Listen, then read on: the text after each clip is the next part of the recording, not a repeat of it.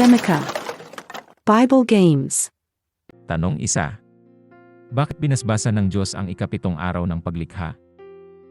A. Dahil tapos na ang kanyang paglikha. B. Dahil siya ay nagpahinga mula sa kanyang mga gawa. C. Dahil nilikha na ang tao. D. Upang maging halimbawa sa mga susunod na henerasyon.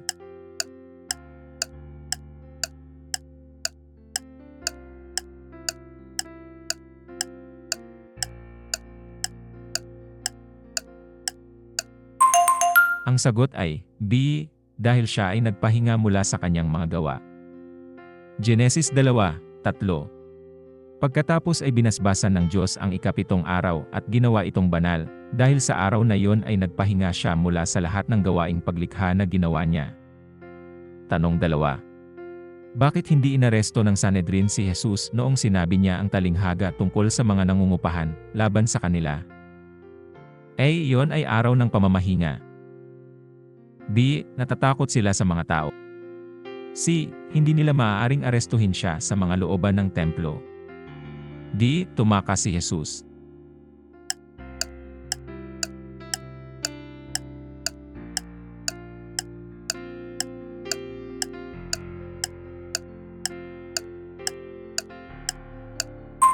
Ang sagot ay B. Natatakot sila sa mga tao.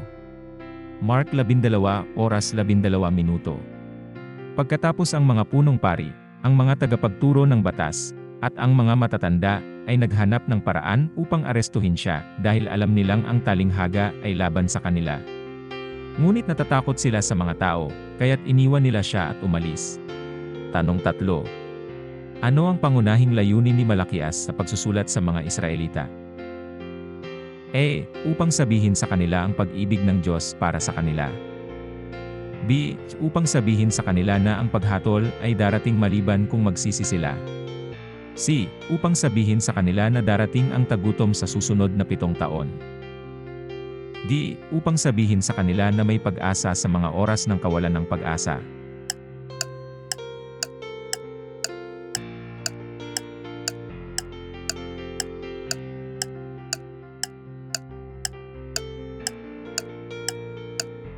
Ang sagot ay B. Upang sabihin sa kanila na ang paghatol ay darating maliban kung magsisi sila. Malakias 4:1-3. Tiyak na ang araw ay dumarating, ito ay susunog tulad ng isang pugon. Ang lahat ng mga palalo at bawat manggagawa ng kasamaan ay magiging dayami, at ang araw na darating ay tutupukin sila, sabi ng Panginoong makapangyarihan. Walang ugat o sangay ang matitira sa kanila. Ngunit sa inyo na natatakot sa aking pangalan, ang araw ng katuwiran ay sisikat na may kagalingan sa mga sinag nito. At kayo lalabas at magpapakasaya tulad ng mga pinakakain na guya. Pagkatapos ay inyong yuyurakan ang masasama. Sila'y magiging abo sa ilalim ng inyong mga paa sa araw na aking gagawin, sabi ng Panginoong makapangyarihan. Tanong 4. Kung lumaban at nanalo si Goliath, ano ang magiging kalagayan ng mga Israelita? A. Sila ay pagmumultahin. B. Sila ay papatayin. C. Sila ay magiging mga alipin ng mga Filisteo. D. Kanilang mga ari-arian ay sasamsamin.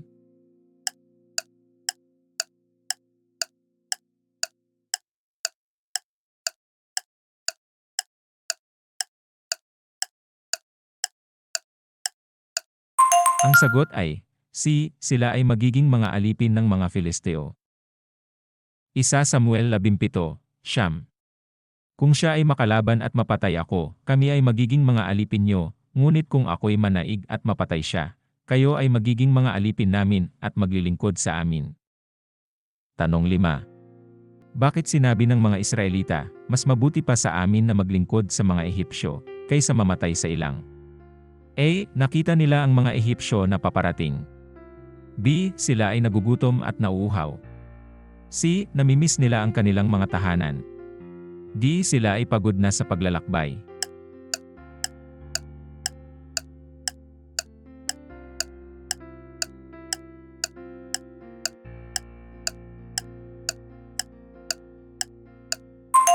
Ang sagot ay A. Nakita nila ang mga Ehipsyo na paparating. Exodus 14:10. Habang papalapit si Paraon, tumingala ang mga Israelita, at naroon ang mga Ehipsyo, nagmamartsa papunta sa kanila. Sila ay natakot at humiyaw sa Panginoon. Tanong 6. Bakit natakot si Daniel na sabihin sa hari ang kahulugan ng kanyang panaginip? A. Ang panaginip ay masamang balita para sa hari. B. Ang panaginip ay tungkol sa pagkawasak ng Jerusalem. C. Hindi siya sigurado sa kahulugan ng panaginip. D. Ang panaginip ay tungkol sa kamatayan ni Daniel.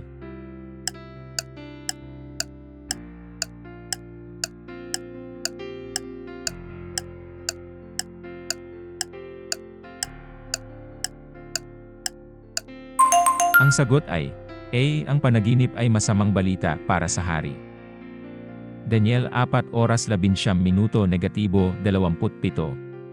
Pagkatapos si Daniel, tinatawag ding Beltsasar, ay nagulumihanan sa loob ng isang sandali, at ang kanyang mga kaisipan ay nagtapos ng takot sa kanya. Kaya't sinabi ng hari, Beltsasar, huwag mong hayaan na ang panaginip o ang kahulugan nito ay ikabahala mo. Sumagot si Beltsasar, aking Panginoon, sana ang panaginip ay tumutukoy sa iyong mga kaaway, ang kahulugan nito sa iyong mga kalaban. Tanong 7. Paano natanggap ni Abraham ang pangakong siya ay magiging tagapagmana ng mundo? A. Sa pamamagitan ng batas. B. Sa pamamagitan ng katuwiran ng pananampalataya. C. Sa pamamagitan ng mga ritual. D. Sa pamamagitan ng mabubuting gawa.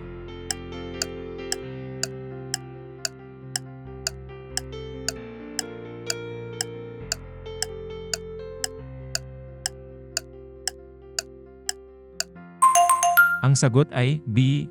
Sa pamamagitan ng katuwiran ng pananampalataya. Romans 4:13. Hindi sa pamamagitan ng batas natanggap ni Abraham at ng kanyang mga supling ang pangako na siya ay magiging tagapagmana ng mundo, kundi sa pamamagitan ng katuwiran na nagmumula sa pananampalataya. Tanong 8. Ayon kay Pablo, sa anong bagay ang pinag-aabalahan ng isang walang asawang mananampalataya? A. Sa mga bagay na naukol sa Panginoon. B. Sa mga bagay na naukol sa mundo. C. Sa pag-aasawa. D. Sa pagtugis ng karera.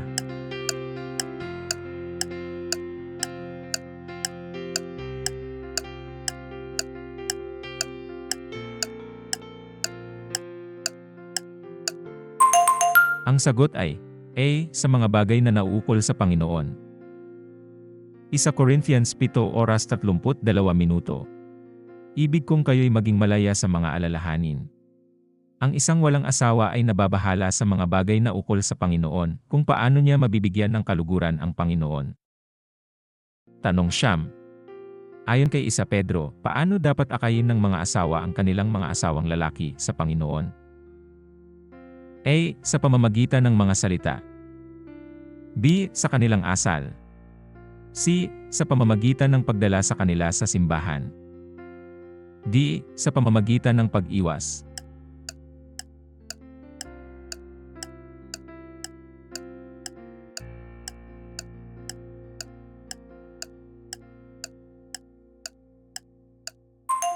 Ang sagot ay B. Sa kanilang asal. 1 Pedro 3, isa-2. Mga asawa, sa gayon ding paraan, magpasakop kayo sa inyong mga asawang lalaki upang, kung sino man sa kanila, ay hindi naniniwala sa salita, sila ay maakit ng walang salita sa pamamagitan ng asal ng kanilang mga asawa, kapag nakita nila ang kalinisan at paggalang ng inyong pamumuhay. Tanong 1-0. Bakit natakot ang mga tao sa Jericho sa mga Israelita? A. Narinig nila ang lahat ng ginawa ng Diyos. B. Narinig nila si Moises. C. Narinig nila tungkol kina Abraham at Jacob. D. Ang kanilang mga lalaki ay nasa digmaan.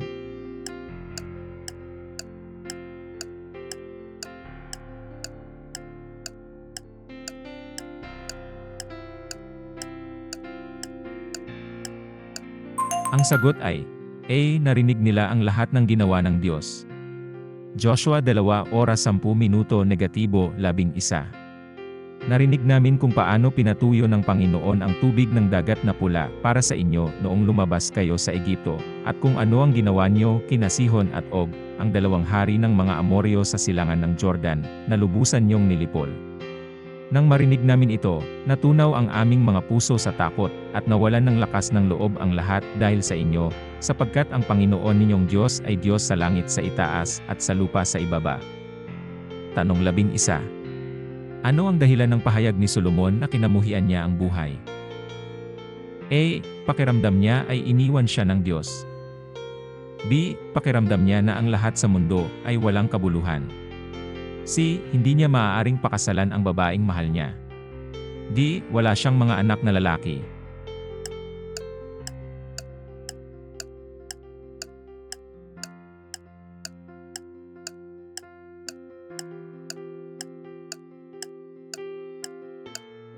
Ang sagot ay B. Pakiramdam niya na ang lahat sa mundo ay walang kabuluhan. Ecclesiastes 2:17. Kaya't kinamuhian ko ang buhay, dahil ang mga gawain na nagawa sa ilalim ng araw ay nakakasama sa akin. Lahat ng ito ay walang kabuluhan, isang paghabol sa hangin. Tanong 12. Paano nahati ang dagat na pula? A. Ang lahat ng tao ay sumigaw sa Diyos. B. Pinupok ni Moises ang tubig gamit ang kanyang tungkod. C. Tumingin si Moises sa langit at nanalangin. D. Iniunat ni Moises ang kanyang kamay at ginamit ng Diyos ang hangin.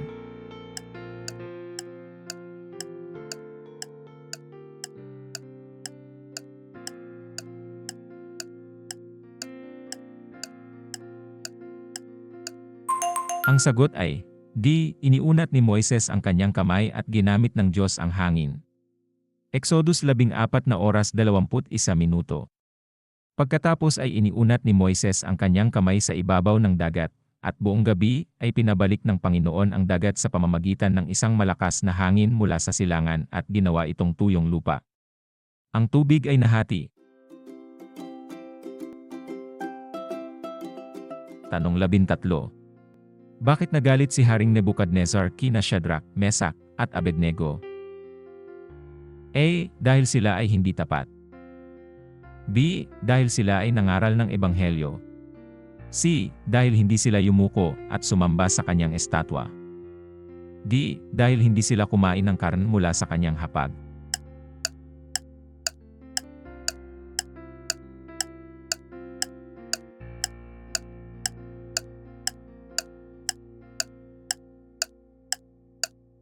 Ang sagot ay C. Dahil hindi sila yumuko at sumamba sa kanyang estatwa. Daniel 3:13.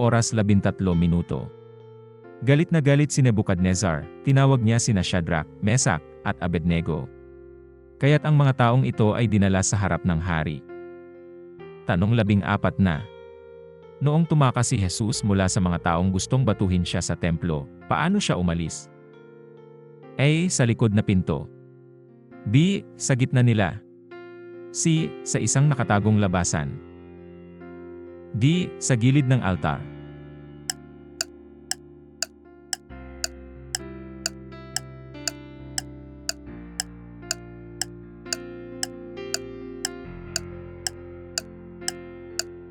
Ang sagot ay B. Sa gitna nila.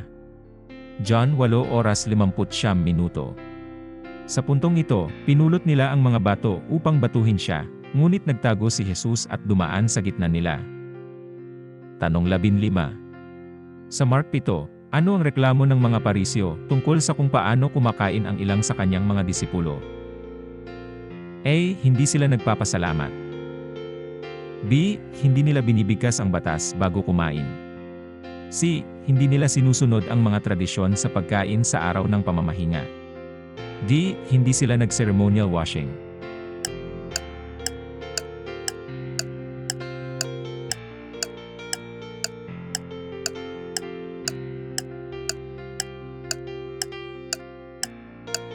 Ang sagot ay D. Hindi sila nag-ceremonial washing.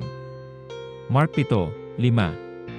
Kaya tinanong ng mga Pariseo at mga tagapagturo ng batas si Jesus, bakit hindi namumuhay ayon sa tradisyon ng mga matatanda ang iyong mga disipulo sa halip na kumain ng pagkain na maruruming mga kamay? Tanong 16 na. Paano sinubukan ng mga kaaway ng mga Israelita na pigilan sila sa muling pagtatayo ng templo? A. Sa pamamagitan ng puwersa. B. Sa pamamagitan ng pang-aabala at pagpapahirap sa kanila. C. Sa pamamagitan ng pagpapadala ng sulat sa hari. D. Lahat ng nabanggit.